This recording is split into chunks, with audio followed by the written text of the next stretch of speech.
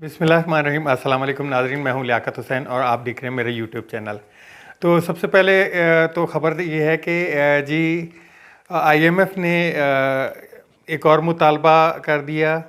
उस पर इसहाक डार साहब मिन्नतें करने पहुंच गए सदर पाकिस्तान आरिफ अलवी साहब के पास। आरिफ अलवी साहब ने उनको असम्बली की राह दिखाई।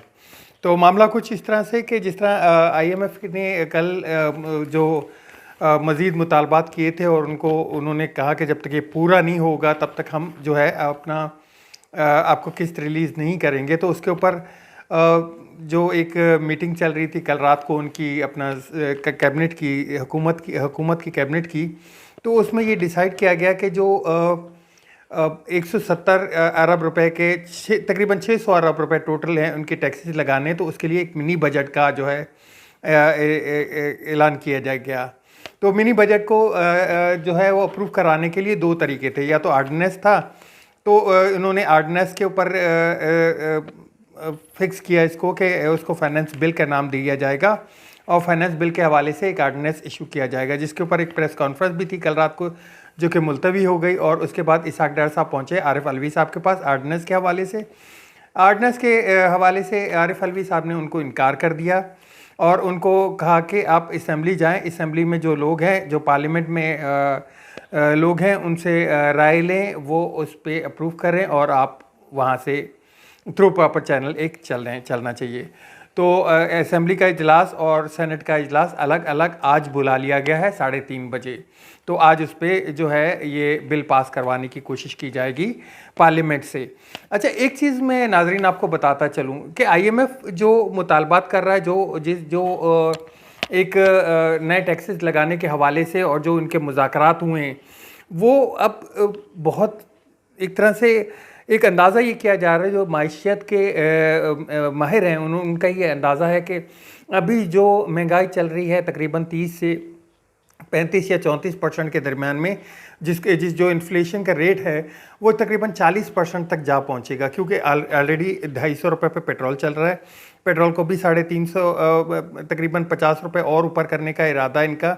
मज़ीद ये कि गैस के बिलों बिजली में भी इजाफा कर दिया गया है। गैस के ऊपर 310 अरब रुपए के इजाफी टैक्स लगाए गए सेल टैक्स की मद में।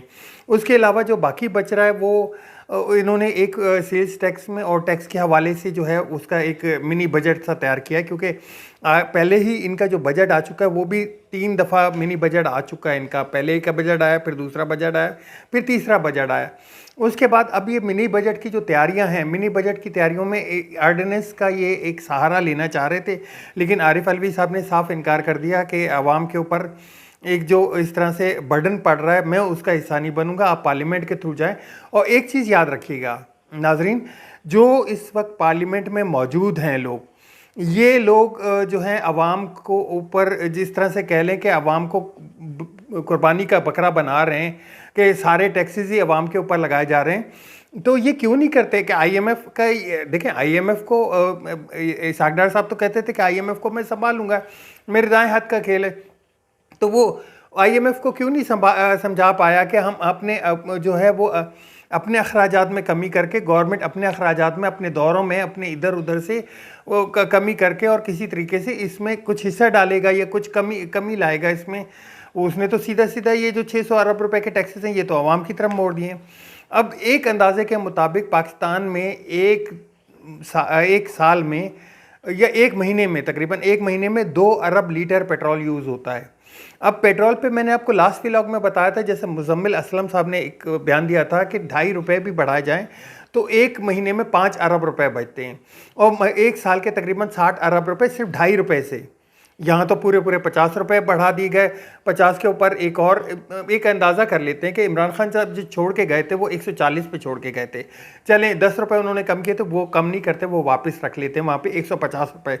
आज 250 पे चल रहा है, 100 रुपये ऑलरेडी ऊपर है। उसके ऊपर मज़ीद तैयारियां की जा रही हैं 50 रुपए के ऊपर से। तो ये इसमें जो लोग ये शामिल है ना पार्लियामेंट में, जो इस बिल को अप्रूव करेंगे, आप उनकी शक्लें याद रखिएगा कि इन लोगों ने जो है आईएमएफ को, क्यों आईएमएफ का जो है उस वक्त भी चल रहा था इमरान खान साहब के दौर में भी आईएमएफ के पास गए हुए थे, लेकिन इतना आईएमएफ ने या हुकूमत ने हमारे ऊपर प्रेशर नहीं डाला था। आईएमएफ ने इमरान खान के दौर में 800 अरब रुपए इकट्ठे करने का बोला था, जो कि उन्होंने पेट्रोल की मद में एक तरह से बोला था। और इमरान खान ने आईएमएफ जो पेट्रोल की मद में पैसे कमाए थे या टैक्स रेवेन्यू कलेक्ट किया था, वो 150 रुपये तकरीबन 150 अरब रुपए कलेक्ट किया था। और रिलीफ भी देते थे हर तरफ से। उनके दौर में एहसास प्रोग्राम भी चल रहा था, हर घर को 14,000 रुपये भी दिए जा रहे थे। जो गरीब तबका जो अंडर उसमें आता था उसको 14,000 रुपये भी दिए जाते थे। लंगर खाने भी चल रहे थे, और उसके अलावा जो है वो स्कॉलरशिप भी चल रही थी, कर्जे भी दिए जा रहे थे। कभी कोई ऐसा नहीं आया। लेकिन ये किस तरह का एक चल रहा है कि एकदम जी प्रेशर ले लिया गया आईएमएफ के हवाले से। और आईएमएफ देगा क्या? इन्हीं जो सारे लीडरान थे उनका बयान था उस वक्त इमरान खान के दौर में कि इमरान खान इतनी महंगाई कर रहे हैं, आईएमएफ से मिलना क्या, 1 अरब डॉलर, 1.5 अरब डॉलर। तो अभी भी मैं भी वही सवाल उठा रहा हूँ कि आप 1.5 अरब डॉलर के चक्कर में आवाम के ऊपर जितना बर्डन डाल रहे हैं, ये क्या जायज़ है? आपको एक फ़र्ज़ कर लेते हैं, 250 अरब रुपए का 1 अरब डॉलर बनता है। 250 अरब रुपए का 1 अरब डॉलर बनता है। आप बताएं कितना इकट्ठा कर चुके हैं? पिछले 10 महीनों से जो इन्फ्लेशन का रेट है पेट्रोल के मद में, पेट्रोल आलमी मार्केट में गिर रहा है, यहाँ पे हमारे पास ऊपर हो रहा है, तो उस मद में कितने बचाए जा चुके हैं? मैं एक अंदाज़ा एक आपको ये दे देता हूँ कि हर घर जो है ना, वो तकरीबन इस 10 महीनों में 1.5 लाख से ऊपर इजाफी खर्च के ऊपर जा चुका है। जितनी महंगाई बढ़ी है इस दौर में, तनख्वाहें नहीं बढ़ी हैं या कोई लोगों की इनकम नहीं बढ़ी है। अब तो हद ये हो गई है कि मैं जब, क्योंकि इसी माशरे का हिस्सा हूँ, मैं निकलता हूँ तो अवाम की चीखें निकल रही होती हैं। लेकिन अवाम का भी इसमें कसूर है कि जब पेट्रोल बढ़ता है तो ये लोग पेट्रोल की टंकियाँ तो फुल कराने लगते हैं, लेकिन एहतजाज के नाम पे ये इकट्ठे नहीं होते। एहतजाज एक दिन एहतजाज कर लें तो दूसरे दिन मजा लें इनकी कि ये आईएमएफ का जो बर्डन है वो आपकी तरफ मोड़े।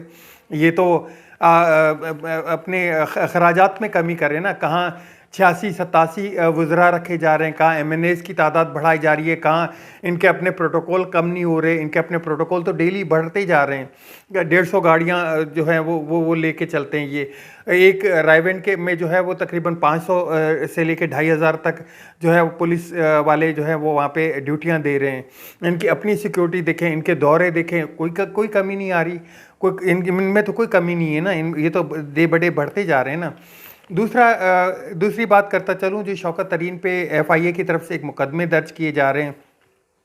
उनके हवाले से उनका कसूर क्या है? उन पे बर्डन उनके ऊपर जो इल्ज़ाम लगाया जा रहा है वो ये लगाया जा रहा है कि जब आईएमएफ ने कर्जा देने के लिए इनसे बात की थी तो तैमूर झगड़ा ने इनसे पूछ के वो एक ख़त लिखा था। उस ख़त में गलत क्या था ये तो बता दें, या वो जो ख़त था उसके बेस बना के उनके ऊपर मुकदमात किए जा रहे हैं और उनको एक तरह से प्रेशर में लाया जा रहा है। तीसरी तरफ देखें तो जी, तीसरी तरफ हम इलेक्शन के हवाले से बात कर लेते हैं कि इलेक्शन में जिस तरह से एक इमरान खान इनके पीछे है और ये आगे इलेक्शन के भाग रहे हैं। इनको कोई ना कोई मुद्दा चाहिए, किसी तरीके से भी इलेक्शन से फरार इनको मिल जाए। मैंने आपको पिछले उसमें एक वो सुनाया था कि जिस तरह बच्चा एक इंजेक्शन से डरता है, ये इलेक्शन पीडीएम की सारी जमातें इलेक्शन से डर रही हैं। और हालात ये हैं कि जुमेरात को लाहौर हाई कोर्ट का साफ फैसला है कि इलेक्शन कमीशन अपना डेट दे इलेक्शन के हवाले से कि इलेक्शन कौन सी डेट को करवाना है और उस पर जो है काम किया जाए, डेट अनाउंस की जाए। उस पर आड़ियाँ जाड़ियाँ लगी हुई हैं। कभी इलेक्शन कमीशन का एक इजलास हो रहा है, कभी वो चले जाते हैं अपने जो मशावरत के लिए गवर्नर्स के पास। गवर्नर्स साहब कहते हैं कि जी मैं इसमें नहीं कर सकता, तो उसको तो सीधा सीधा गवर्नर ने अब साफ कह दिया कि भाई मैंने तो असेंबलियाँ तहलील नहीं की, मैं आपको डेट क्यों दूँ। इलेक्शन कमीशन ये कह रहा है कि हमारे पास तो एक नहीं, मैं अकेले तो इलेक्शन नहीं करा सकता, मुझे तो इन इदारों से मशावरत करनी पड़ेगी। आपको मशावरत करनी है, ये जो भी करनी है, आप तौहीन अदालत से तो कम से कम बचें। उनको डेट तो एक अनाउंस कर दें, उसके बाद बता दें कि ये इदारे जो हैं वो कर रहे हैं। खैर इस पर तो मज़ीद अभी चल रहा है और जुमेरात को एक और हायरिंग भी है, एक और भी समात है, उस पर मज़ीद अपडेट हो जाएगा। इसके साथ ही दूसरी एक बुरी खबर और सुनाता चलूँ आपको कि इंटरनेशनल रेटिंग फिच ने पाकिस्तान को CCC में डाउनग्रेड कर दिया है। डाउनग्रेड करके CCC में ले आए हैं। वो जो है एक तरह से समझ लें कि जो लोन हम लोग बाहर से उठाते हैं, बाहरले मुल्कों से उठाते हैं, दूसरे मुल्कों से, उसकी रेटिंग और कम कर दी गई कि ये उन CCC माइनस प्लस CCC, ये एक दर्जा और नीचे है कि ये मुल्क अब जो कर्ज़े आप देंगे वो आपको वापस नहीं कर सकता, या किसी तौर पे वापस नहीं होंगे ये कर्ज़े। इसके साथ ही एक और चीज़ आपको बताता चलूँ, PMLN में जो है वो अब अच्छा खासा डिवाइड नज़र आ रहा है, क्योंकि काफ़ी जो उनके नाराज़ अरकान थे वो अब साफ खुलेआम कह रहे हैं कि जी आपके पास और भी तो ऑप्शन थे, या आप इलेक्शन की तरफ सीधे चले जाएं। इलेक्शन की हमायत कर रहे हैं कि आपको इलेक्शन में जाने से इतना डरना नहीं चाहिए। हार जीत तो होती है, हार जीत तो आपको एक हिस्सा है गेम का, कि इलेक्शन में आपको हार होगी ना, लेकिन जो आप डर के भाग रहे हैं, जिस तरह से इलेक्शन से दूरी अख्तियार कर रहे हैं, वो तो अब एक पॉलिटिकल पार्टी का काम नहीं है।